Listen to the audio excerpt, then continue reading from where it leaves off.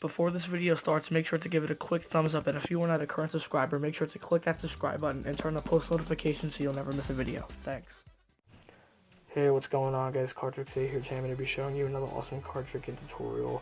I actually do not know what the name of this effect is, so for now, I'm going to call it Mercury Aces 2.0, and the reason for this is the trick that I did in my last video, which was Mercury Aces, is actually extremely similar to the trick that I'm showing you guys today. It's a slight variation, but it's also another even more powerful variation, at least in my opinion. If you guys do know the formal title of this effect, then please comment it down below so I can change the title and I can give the proper credit and stuff like that. But anyways, I'm going to shut up now and get into the routine. Okay, so normally in a card trick, the magician would spread the cards out and have the spectator go ahead and select the card. But we're going to try something just a little bit different today. We're going to take our 4 aces, and we're actually going to try to get them to flip over one at a time. So we have our ace of clubs, our ace of hearts, our ace of spades, and our ace of diamonds. So we don't need any of the other cards, all we need are the 4 aces. So again, we're going to try to get them to flip over one at a time. So for starters, we give the cards a quick shake, and you'll notice that one ace has flipped itself over. Give the cards another shake. You can see a second ace has flipped itself over. Give the cards a third shake. You can see a third ace has flipped itself over. Give the cards a fourth and final shake. You'll notice all 4 aces have flipped themselves over. But what I can actually do is I can get the ace of spades to come back. So we give the cards a one more shake, and just like that, you can see the ace of spades has come back. Now, as a magician, you would expect me to get all these cards to flip over once again. But I like to defy the expectations, and I like to change up the game just a little bit by changing these to the 2, 3, and 4 of spades. So what happens to the 4 aces, you ask? Well, I'm going to share a secret with you. The magicians always keep the aces in the deck. So, for example, the first ace is about 20 cards down, and then the next one's about 13 cards down from that. And the last and final one, all you have to do is pull it right out of the ace of spades.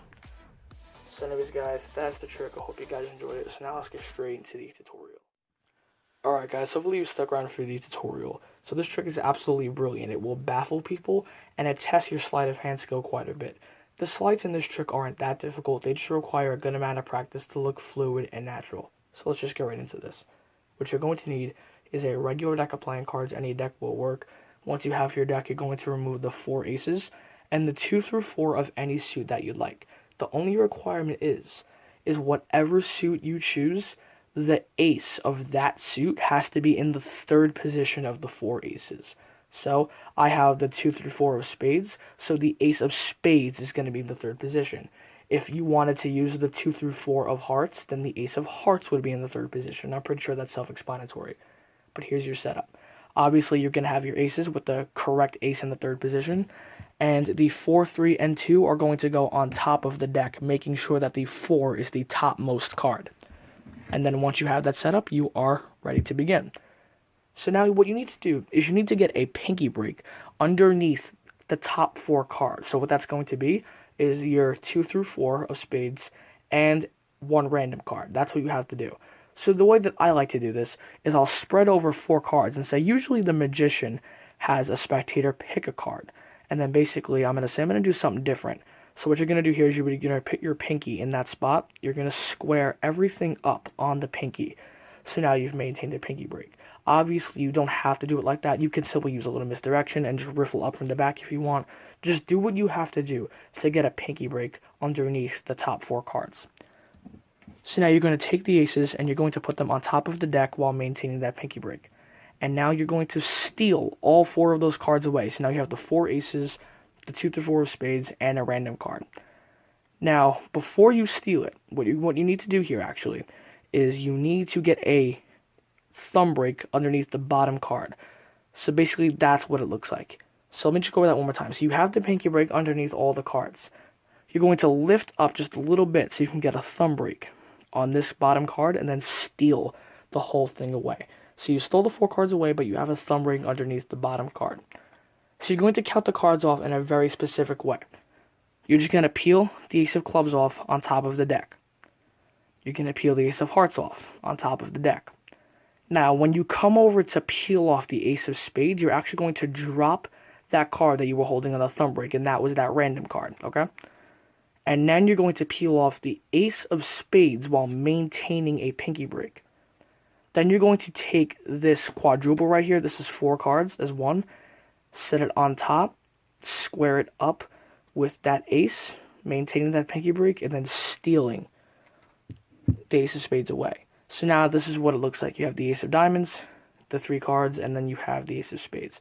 So let's take a look at that one more time. Okay, so again, you have the 4 aces with that big packet of cards, and you're holding that thumb break. So again, just peel off the ace of clubs on top of the deck, peel off the ace of hearts on top of the deck. When you come over to peel off the ace of spades, drop that card from the thumb break. Then you're going to peel off the ace of spades, maintaining a pinky break, and then take all 4 of these cards and set it down as one on top of the ace of spades, square it up, and then take all the cards from the pinky break. So basically, just to summarize it, all you did was ditch 2 of the aces on top of the deck. So they're both face up on top of the deck, and now you have a random card just to kind of cover it up. So they think you're still holding the 4 aces, but obviously you guys know the story. So now you're going to get into the process of flipping over all of the aces. Again, you have the ace of diamonds on top, the ace of spades on the bottom in this case, and then you have your 2 through 4 of spades in the center. So what you're going to need to do here is an Elmsley count. Now, I will give you a brief overview on the Elmsley count, but I'm not going to go in-depth with it, so I will leave a link in the description below to an Elmsley count tutorial. So here's your brief overview. You're going to hold the cards just to show. It's going to be kind of like your thumb, and then all 4 fingers in the bottom. Basically, what you're going to do is you're going to peel off the first card. You're going to use your thumb, and you're going to push over all of the cards except for the bottom card as one card. You're going to grab that entire packet as one card as you return the first card to the bottom of this packet. And then you're going to count over the rest of the cards on top. And that's how you show that one ace is flipped over. And that's an Elmsley count in a nutshell. Again, I'm not going in depth with it. Check out the link in the description below if you need more help with an Elmsley count. So that's how you get the first ace to flip over. You do an Elmsley count. Now, to get the second ace to flip over, it's even simpler. You're just going to reverse count the cards. So you're just going to reverse count just like this, keeping the cards spread over one from each other, and show that a second ace is flip over. Right here is a double. There's a second card behind you, so make sure you don't flash that card. Now you're going to take that double, and you're going to move it to the bottom of the packet. Now you need to show that a third ace is flipped over. So the way you're going to do that is you're going to do another Elmsley count. So just carry out your Elmsley count as normal, show that the ace is flipped over, and to show that all 4 aces are flipped over, you're going to do one more Elmsley count. And from here, you can show that all of the cards have flipped themselves over. So now this is going to be your setup. So now you need to say, okay, the ace of spades, I'm going to bring it back, basically. And the way you're going to do it is you're going to reverse count the cards once again. So just like this, reverse count, and show that the ace of spades is flipped over. Now the ace of diamonds in this case is behind it, so just make sure you don't flash that card. Keep those cards nice and square. And you're going to set down that double as one card, and make sure you set it down nice and gently because you don't want the cards to separate. So now you guys know that these 3 cards here are the 2 through 4. So you're going to want to say something along the lines of, as a magician, you would expect me to make these cards magically flip over once again, but I like to defy expectations, and I like to change the game up by changing these 3 cards to the 2, 3, and 4 of spades. Now, you are going to get an insane reaction from this. People are not going to know how that's even possible. But now, this is the part where you get into revealing where all the rest of the aces went. So you're going to say, oh, I have a secret I want to share with you. The magicians always keep the aces in the deck of cards. Now, again, the aces are actually right here. They're in the second and third position face up. But now, here's what you're going to do.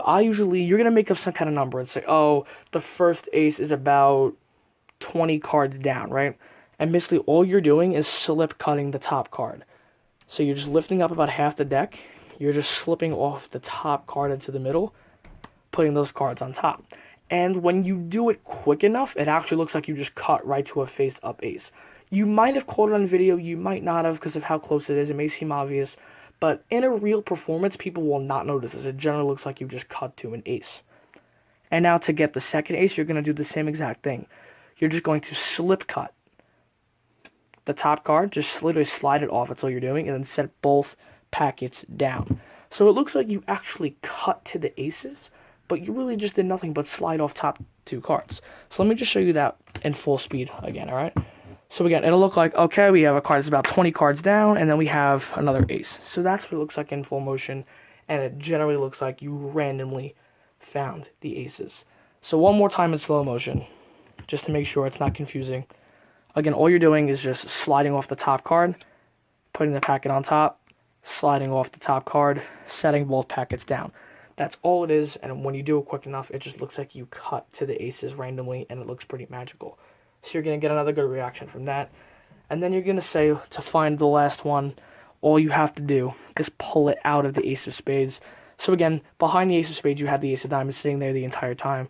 So nothing really magical here. All you're doing is just taking the card and just pulling it out from underneath. And you just kind of do it like this, so it kind of just looks like you pull it out, and it just looks magical. And then you can have all the cards on the table, and they can inspect everything. So that's what I like about the ending.